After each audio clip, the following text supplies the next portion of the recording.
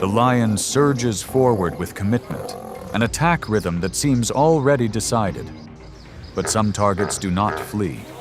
They hold their ground, apply pressure, and break the advantage. Then a rival steps in, and the lion's strength shows in staying clear-headed enough to pull back. As the dust settles, only a few scars remain with time, marks of one misread moment. So who is it that makes a lion yield, even inside its own territory?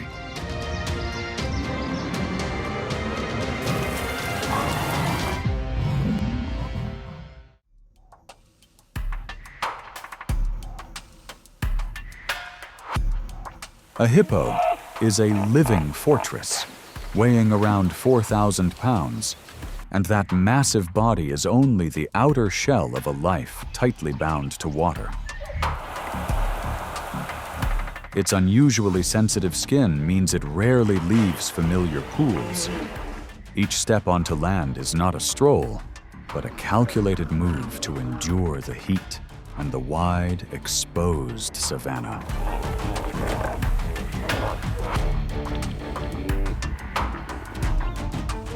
In the scorching midday, a lion group follows from a distance, patiently reading every breath of the big target. But the moment a boundary is tested, the atmosphere changes.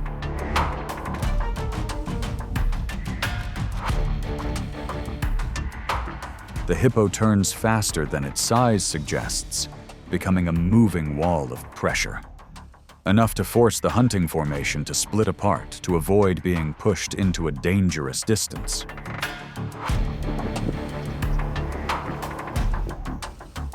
Even if a bold lion tries to climb onto its back, it gains no clear advantage, because the route back to water is always the line the hippo protects most.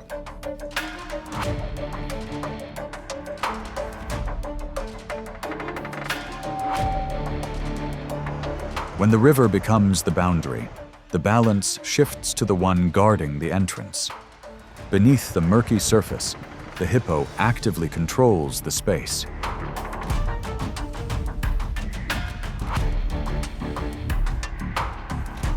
It surfaces without warning at the cutoff point, using the pressure of an extremely powerful jaw, around 1,800 pounds per square inch, to make any pursuer stop and fall back.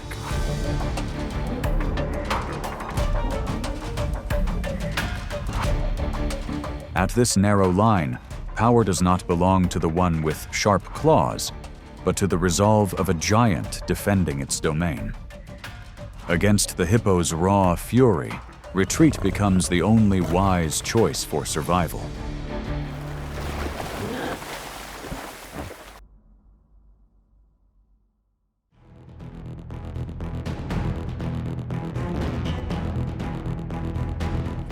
Across the open savanna, giraffes rise like proud living landmarks. Standing over 18 feet tall and weighing about 2,600 pounds, their unhurried pace often misleads the eye, causing a lion group to mistake them for an easy target.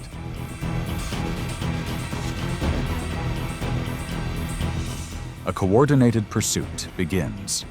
Tawny shapes close in, trying to pin this tower down and disrupt its balance. But this is exactly when survival instinct delivers the decisive counter.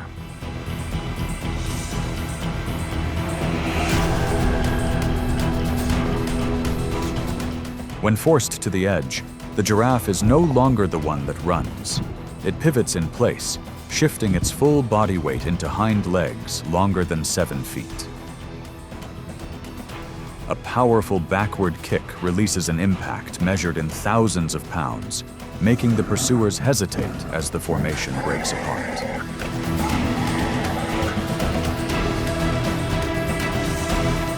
The encounter ends with a careful retreat by those who had relied on raw strength.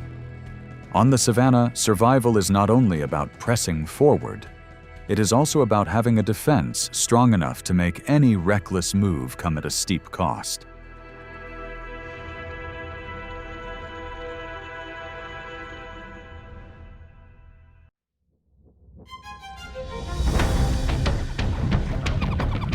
Spotted hyenas are far more than simple scavengers.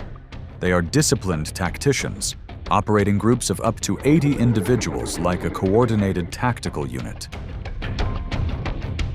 With a bite force reaching nearly 1,100 pounds per square inch, strong enough to break down even the toughest structures into usable energy, they stand as a long-standing rival, directly challenging the authority of lions.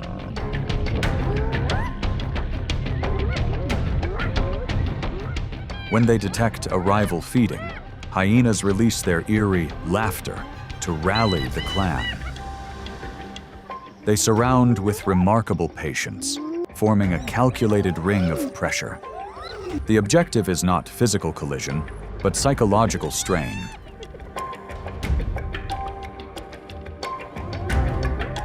Under constant harassment and repeated advances, lions face mounting stress, often choosing to yield space in order to conserve precious energy. The balance shifts when a fully grown male lion arrives, compelling the hyenas to withdraw with strategy rather than panic. Yet they never abandon the field entirely, instead watching for weaknesses within the ruling order to launch carefully timed counter-moves.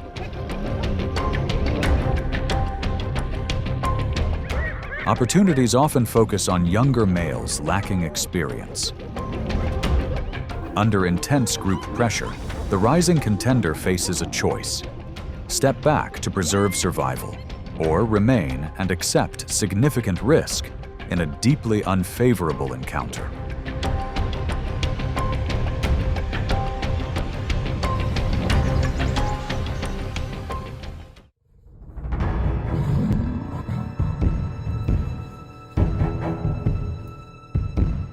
Across the savanna, few targets force lions to calculate as carefully as the rhinoceros. A towering mass of muscle wrapped in armor-thick skin, armed with a horn stretching more than 3 feet, an ever-ready lance of defense.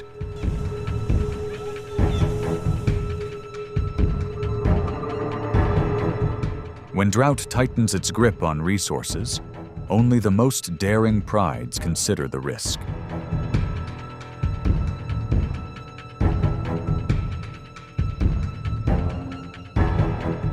Rather than retreat, the rhinoceros often turns to face the threat head-on. Though its eyesight is limited, a keen sense of smell allows it to identify danger before launching forward at nearly 30 miles per hour.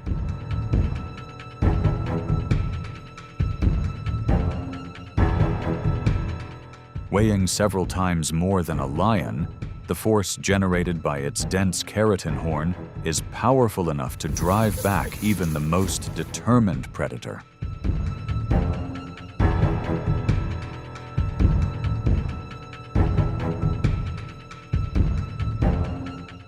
At times, lions notice what appears to be a more favorable opportunity: a solitary individual slowed in thick mud. 3 lions coordinate carefully, narrowing the circle around the vulnerable position. Yet in a critical instant, survival instinct surges. The rhinoceros pushes free from the mire and delivers a decisive charge that breaks the encirclement. Once again, the living fortress reasserts its authority, compelling the predators to maintain a respectful distance.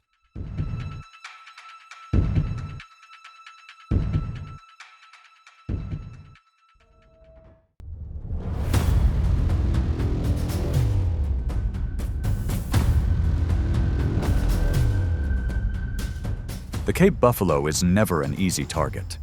Often described as a living tank, it carries a relentless will to stand its ground. When pressed, it does not flee in panic. Instead, it lowers its center of gravity, using a rock-solid head and sweeping C-shaped horns as direct defensive tools. Weighing close to 2,000 pounds, it channels sheer mass into forward momentum, driving challengers backward and turning weight into force. The peak of the drama lies in its unity. At a distress signal, the herd can shift instantly from defense to coordinated advance, forming a wall of horns that surges towards the threat. In those breathless moments, the lion's authority fades before collective strength, often compelling even the most confident predators to withdraw and reassess.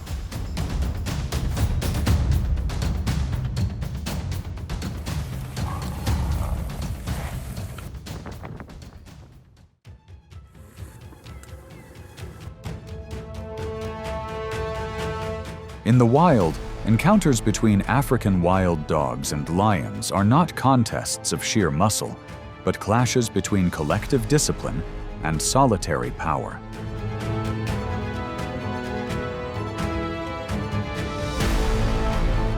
Though each individual weighs only about 70 pounds, far smaller than the ruler of the savanna, the wild dog commands an astonishing hunting success rate of nearly 80% through masterful pack coordination.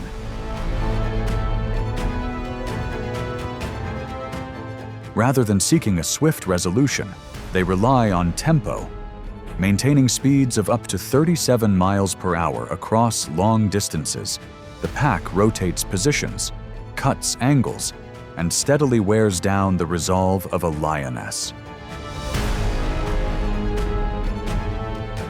Whenever the lion attempts a countercharge, the agile formation disperses instantly, holding a safe distance before regrouping to renew pressure. Faced with an overwhelming numerical maze, the lion understands that prolonged engagement leads only to wasted energy and unnecessary risk of injury. Withdrawal often becomes the most practical choice to preserve long-term dominance.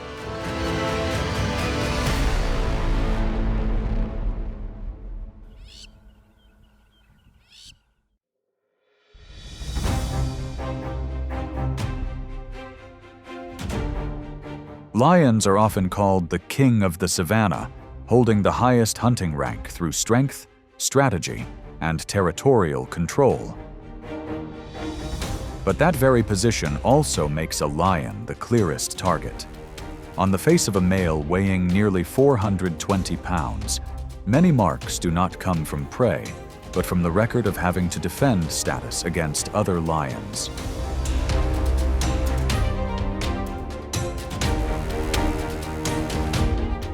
Male lions rarely travel alone. Most takeovers are driven by a coalition of 2 to 4 males, crossing a boundary that can span hundreds of square miles. Roars carrying as far as 5 miles are not just a signal of presence. They are a declaration of power, a kind of negotiation through dominance, where the weaker side can choose to back away to avoid costly strain.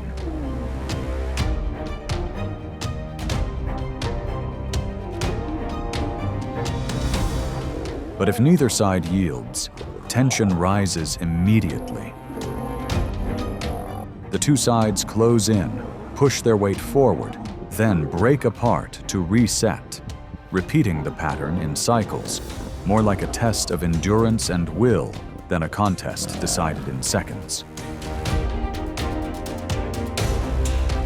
If the resident male loses control of the territory's core, he is forced to withdraw. The winners take over, and the pride's order shifts at once. Old bonds unravel, and breeding opportunities are rewritten for a new lineage.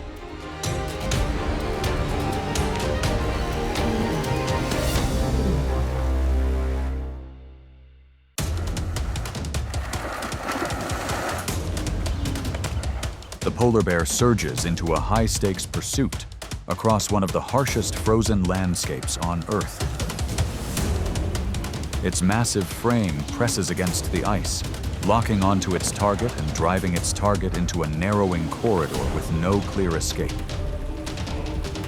A decisive, perfectly timed move ends the pursuit within seconds. When a rival approaches to contest the prize, it is met with a clear display of dominance, where control determines the outcome. Here, only the one with commanding power can hold the throne atop the frozen realm.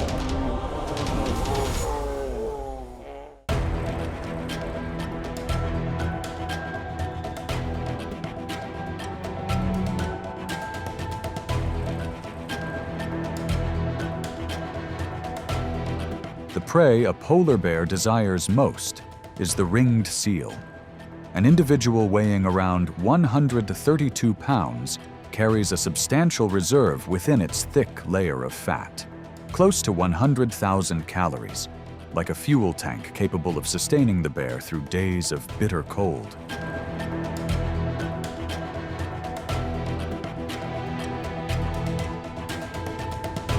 Yet hunting seals is not a loud pursuit. It is a test of patience. At times, the bear lies motionless for hours beside a breathing hole. At others, it edges toward the ice rim where a seal may be resting, restraining every movement until even its breathing seems barely visible.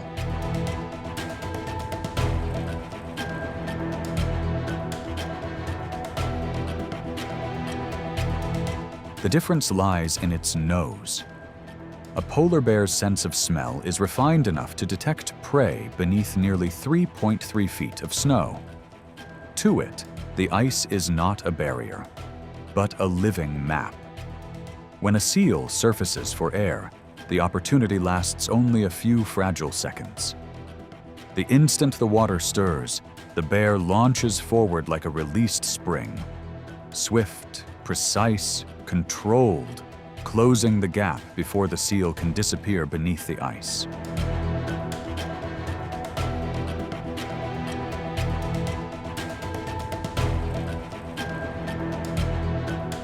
Yet the Arctic offers no generosity. Most approaches end in empty space, with success rates often around 15%. For that reason, when an opening appears, the bear's reaction is immediate, especially for a mother. A brief burst of speed across the ice can mark the line between endurance and exhaustion.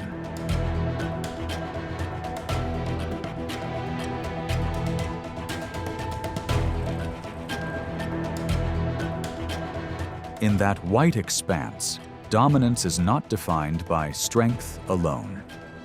It is the ability to read the rhythm of the environment, maintain energy discipline, and wait for the exact moment to turn stillness into survival.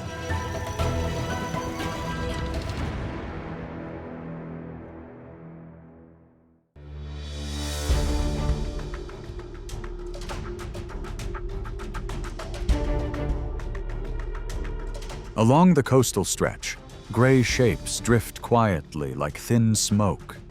Arctic wolves stand among the region's apex predators through coordinated intelligence. They move lightly now, their eyes fixed on the white giant upwind. They do not approach to provoke, but to observe and wait for opportunity.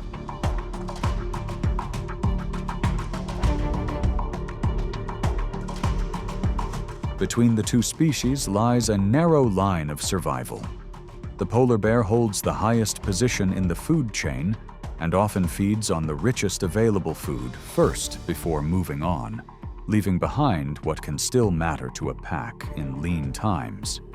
For a wolf pack during lean seasons, that leftover resource can be vital.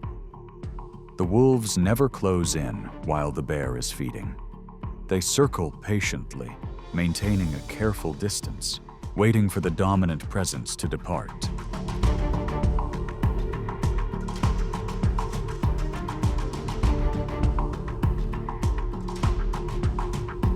There is no growling, only caution shaped by the cold.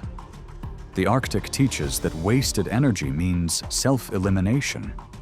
An unspoken understanding takes form.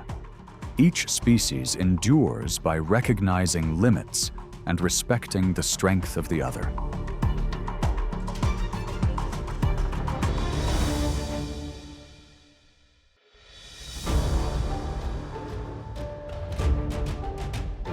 Arctic is one of the most barren and unforgiving regions on Earth. Here, the polar bear, the largest land-dwelling mammal, rises to the top of the food chain, with adult males often weighing around 1,500 pounds.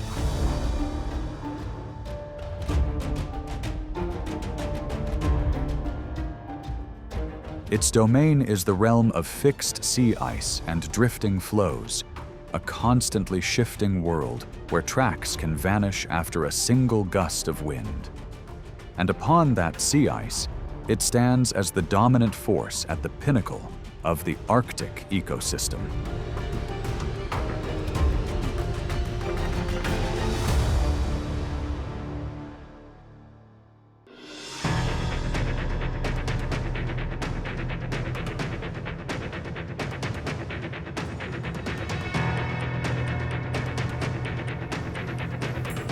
Leaving the familiar sea ice behind, the polar bear is forced onto solid ground. It moves along sand spits and beneath rocky cliffs, where seabirds crowd together to nest, snow geese, gulls, and Arctic terns. Before it lies a more visible food source than seals, eggs and hatchlings with almost no room to flee. Yet this is only a stopgap, not a lasting solution.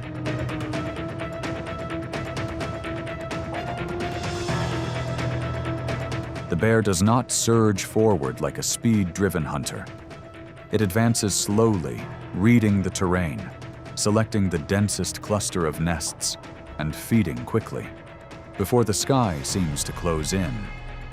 At times it climbs slick slopes while enduring repeated dive-bys and piercing calls overhead.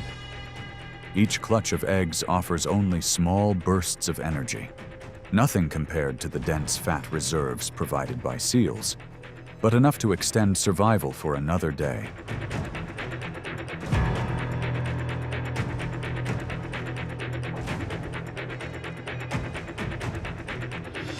When the cost of movement grows too high, it shifts into an energy-saving mode, moving less, resting more, ignoring anything unnecessary. There are moments when it remains still for hours, even an entire day, waiting for a rare opportunity, a whale wash up along the shore, or anything substantial enough to restore the energy already spent.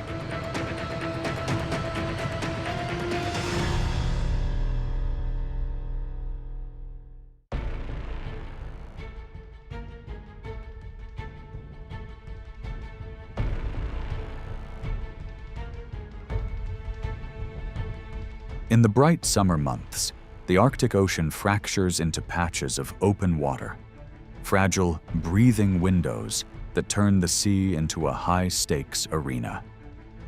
In shallow river mouth zones, beluga whales weighing around 1,500 pounds gather in clusters, taking turns surfacing for air with the shifting rhythm of the reversing tide. In such tight space, every turn carries the cost of a single mistake.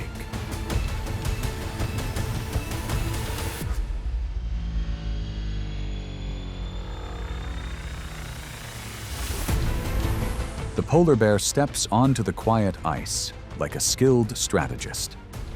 With the ability to hold its breath for about 20 minutes, a beluga will eventually have to surface. Standing upwind to keep its scent hidden, the bear shifts its full weight into its powerful shoulders. When the water trembles, a decisive movement follows, backed by a bite strength measured at about 1,200 pounds per square inch, enough to tip the struggle in its favor right at the water's edge.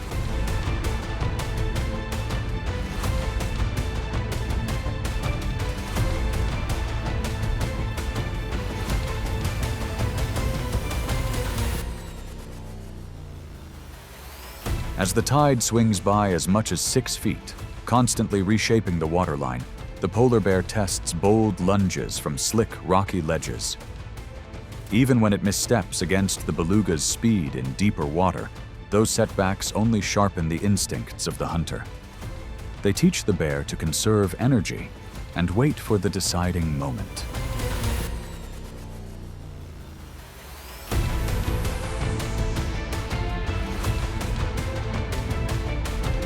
In the polar world, the reward doesn't go to the rushed, but to the one that saves strength and commits at exactly the right instant. In an unforgiving environment, patience is the true key to survival.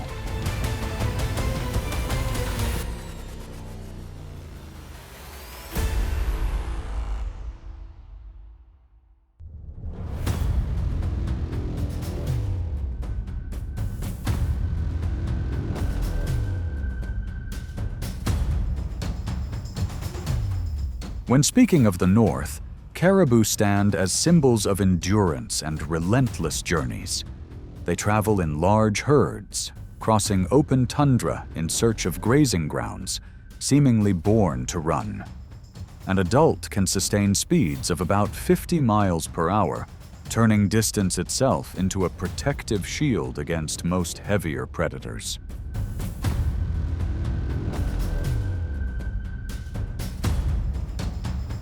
For that reason, the polar bear rarely charges straight in. It conceals itself, watching patiently, waiting for the formation to loosen and favoring calves or older individuals that fall behind after exhausting migrations. When facing a target weighing up to 1,200 pounds, the bear reads the terrain and gradually directs it toward cold water to limit escape routes. And when only a few yards remain, it unleashes a short burst of speed. A single powerful sweep from its massive paw can bring the struggle under control quickly, closing the pursuit within a few decisive moments.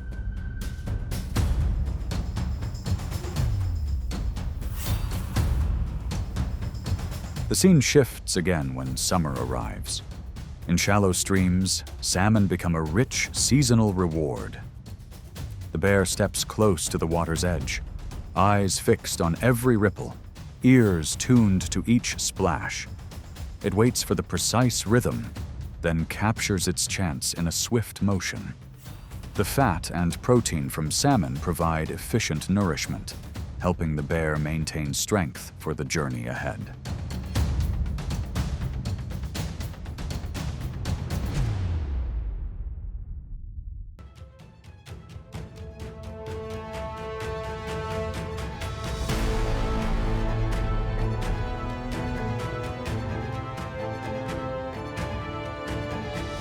When the sea ice retreats, the Arctic shoreline grows busy in a different way.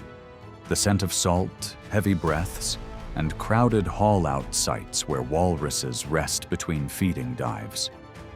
An adult male can weigh up to about 3,700 pounds, with tusks nearly 3 feet long and thick skin that makes it resemble a moving fortress. A presence the polar bear cannot simply charge on instinct.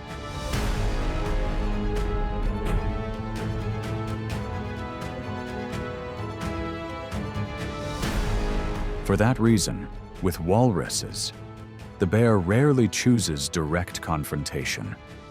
It often circles along the edge of the group, patiently observing the herd's rhythm. When the mass shifts and bodies press together, a narrow opening may briefly appear, and at times, a smaller individual is pushed slightly beyond the dense layer of protection.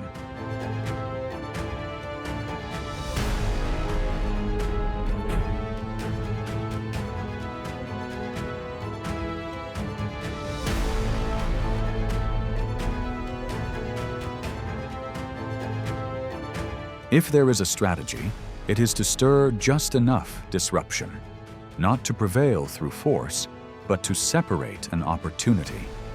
Yet that opportunity is fragile and rare.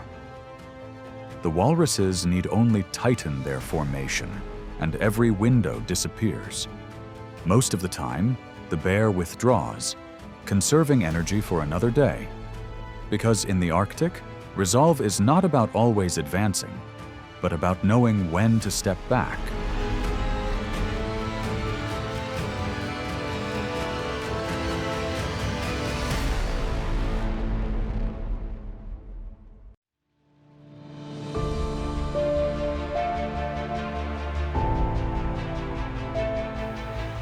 Each encounter leaves behind a lesson about boundaries, energy, and clarity in a natural world that never favors anyone forever.